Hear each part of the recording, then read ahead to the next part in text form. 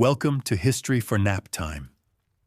When you think of Sparta, you probably imagine warriors, bronze armor, shields, endless drills, and harsh discipline. Movies and legends have told us that Spartans were raised only for war, stripped of comfort, trained from birth, and turned into soldiers who knew nothing but battle. But the reality was more nuanced. Yes, Spartans valued strength and discipline, but their training went beyond combat. It shaped the entire citizen, body and mind. It included endurance, athletics, music, education, and ritual. Women, too, were part of this system, something rare in the ancient world. Tonight, let's look past the myths and discover what Spartan training was really like, and why it produced not just warriors, but a society that fascinated and frightened the ancient world. To understand Spartan training, we must first understand Spartan society. Sparta was unlike other Greek city-states. Its citizens, the Spartiates, lived as a military elite.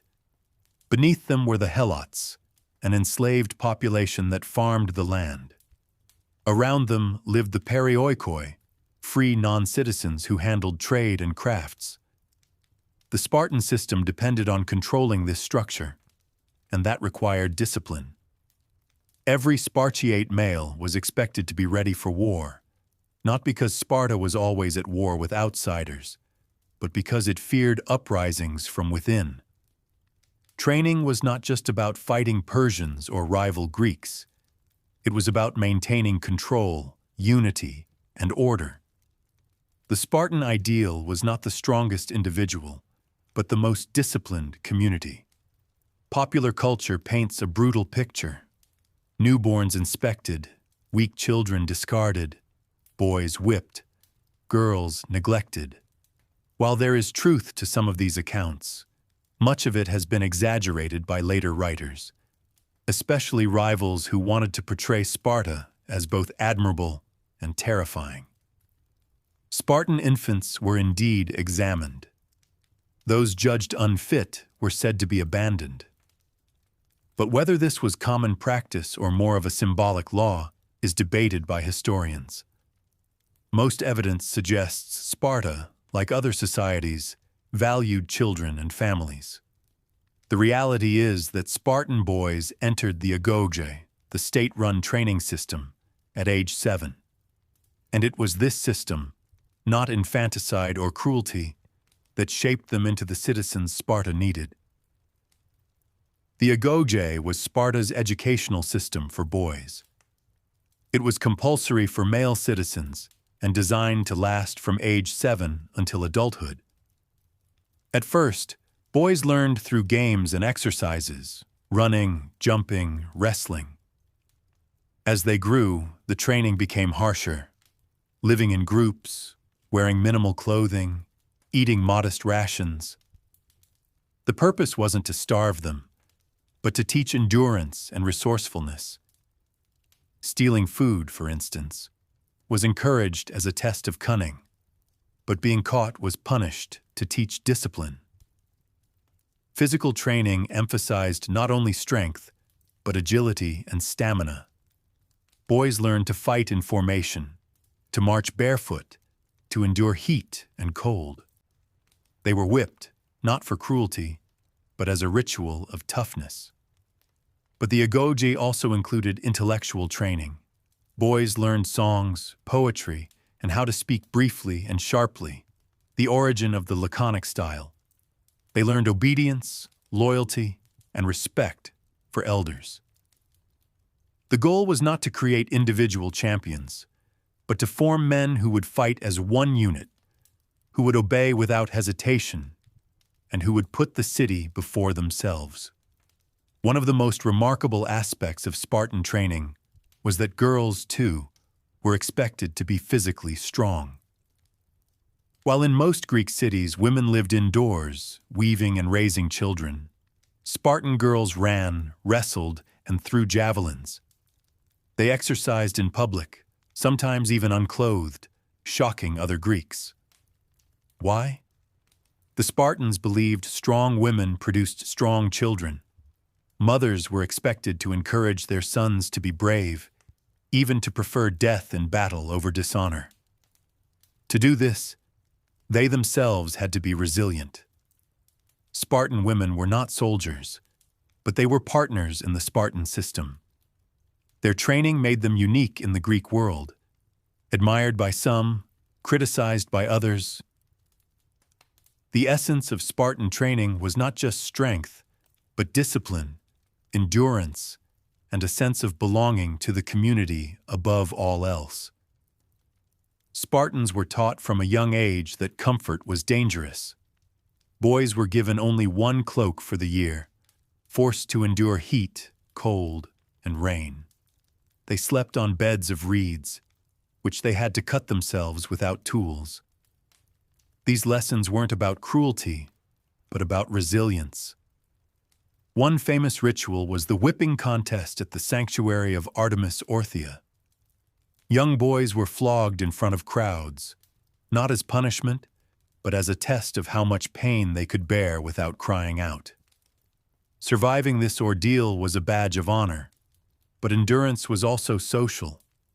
Spartans didn't eat with their families but in common mess halls called syssitia. Here, men shared simple meals, black broth, barley bread, figs, and wine. No matter how rich or poor, every Spartan citizen ate the same food and lived the same life. Meals weren't only about eating. They were about building trust, forging unity, and reinforcing that Spartans lived not for themselves, but for their city. This communal spirit was the heart of Spartan discipline. Each man was only as strong as his brothers in the phalanx. Although Sparta is remembered as a purely militaristic society, training extended beyond war. Spartans valued athletics, ritual, and even music as essential to discipline and strength. Festivals like the Gymnopædia, Festival of the Naked Youths, showcased young men performing dances, exercises, and choral songs before the community. These events weren't entertainment. They were displays of rhythm, coordination, and unity. Spartans also competed in the Olympics and Pan-Hellenic Games. Wrestling, running, and discus were part of their training. Winning brought honor not to the individual alone, but to Sparta as a whole. Music, too, was important. Boys learned choral songs that praised bravery and mocked cowardice. When Spartans marched to war, they sang to the rhythm of flutes, keeping the phalanx steady. This use of discipline through culture set them apart from other Greeks, who valued personal glory more than group cohesion. Training, then, was not endless drills, but a blend of exercise, ritual, and cultural bonding. Sparta was not joyless. It was carefully ordered, with even joy structured to serve the state. To see what made Spartan training unique, we need to compare it with other city-states. In Athens, boys trained in gymnasia, learning athletics, but also philosophy, rhetoric, and the arts. The goal was arete, individual excellence. Athenian citizens were expected to be strong, but also persuasive and cultured. In Sparta, training was collective. The agōgē crushed individuality for the sake of unity. While Athenians admired clever speakers, Spartans admired men who spoke briefly and acted decisively. Other Greeks also thought Spartan women were shocking. In Athens, women rarely left the house. In Sparta, they trained in athletics, sang in choruses, and managed estates while men were at war. To Athenians, this was indecent. To Spartans, it was essential. These contrasts show that Spartan training wasn't just about producing warriors. It was about producing a different kind of citizen, one who embodied loyalty, equality, and silence in the face of hardship. If Athens built philosophers, Sparta built a brotherhood of endurance. Much of what we think we know about Sparta comes from outsiders. Writers like Plutarch, centuries later, admired their toughness, but also exaggerated their cruelty. The image of weak babies thrown into a chasm likely comes from later Roman retellings, not daily Spartan practice. More likely, elders judged whether a child was healthy, but abandonment was rare. The myth of constant war training also simplifies reality. Spartans did farm, hunt, sing, and compete. They lived full lives, though harsher than most Greeks. Modern films, especially 300, have turned Spartans into superhuman warriors, stripping away their flaws and humanity.